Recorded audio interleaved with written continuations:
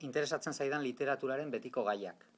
Personok nolako garen hobeto ezagutzen laguntzen didan literaturak berezko dituenak.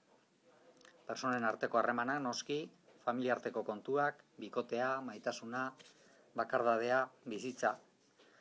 Baina baita gai nolabait esateko sozialagoak edo ere.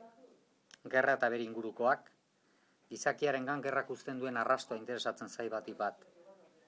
Immigrazioa, jaioterria utzi eta bizitza ustez behintzat hobea aurkituko duelakoan erbestera jotzen duen personaren gora berak. Gure gizarte honen gai askoren aurreko hipokrisia, eta abar. Esan bezala, naiz batera idazle disiplinatua eta denbora asko joaten zai batzuetan ezer idatzi gabe. Kontatzeko beharra sentitzen dudanen jartzen naiz idaztera. Neure barruan dudan zerbait kanporatzeko premiak bultzatuta. Baina hori bai, istorio bat buruan bueltaka darabildanean, ez dut honik harik eta hari forma eman eta narrazio bihurtuta ikusten dudan arte. Aldi horretan ez dut beste ezer erabiltzen buruan, obsesio moduko bada. Ipuin bakoitza denbora luze hartzen dit, hasieran esan bezala, 11 buelta eman behar baitiot testuari gustura geratuko banaiz. 11 buelta gaiari, 11 buelta aspektu formalei, kontatu nahi dudana modurik egokienean adierazteko forma, egitura eta estiloaren bila. 11 buelta hitz perpaus eta esaldi bakoitzari, adierazi nahi dudan adierazteko erarik zehatzena lortzearren. Hori esan da, ixe uler daiteke zergatik idazten ditudan oraingoz behintzat istorio laburrak, eta ez arnasa luzeagoko ezer, bestela nuke sekula bukatuko. Neurri horretan moldatzen naiz ondoen ustez, eta bestalde oso ipuintzalea naiz irakurle gisa ere. Ipuina trinkoa da, hasi eta buka irakurtzeko idatzia, eta baten batek esan zuen bezala, gezi baten gisako ibilaldia egitea du helburu. Ez dakit lortu dudan hori dena liburu honetako ipuinetan, baina esan dezaket asko landutako testua direla, ez direla eserialdi batean idatzitakoak. Estilo aldeti berriz, era desberdinetako narrazioak aurkituko ditu irakurleak bertan.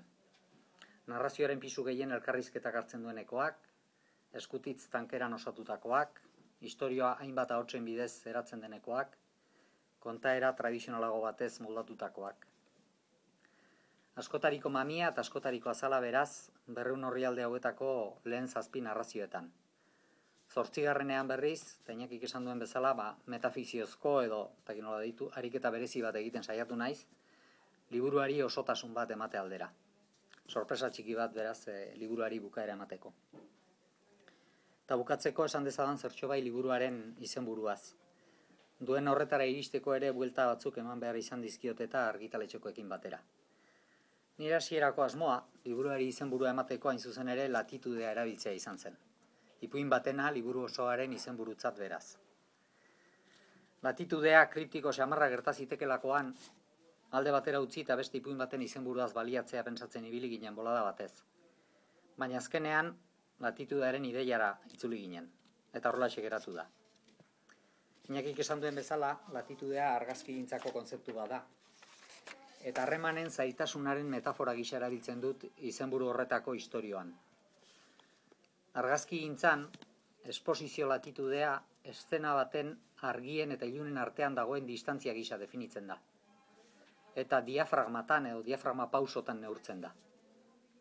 Argazkigintza digitalean ere existitzen da noski kontzeptu hori bera. Eta orain bitarte dinamikoa edo esaten bazaio ere, funtsean gauza bera da. Argazkigintza kimikoan, latitudea pelikularen menpeko zerbait da. Pelikularen nolakoak determinatzen baitu argitzalen arteko distantzia horren luze zabala. Argazkigintza digitalean berriz, sentsorearen ezaugarri bada bitarte dinamikoa handiagoa edo txikiagoa izatea. Horti dator bada argitzalen neurria liburuaren izenburua. Eta hoxe da, nik orain esan dezakedana. Gainerakoa liburuan dago eta irakurlearen txanda da. Eskerrik asko. Zuri.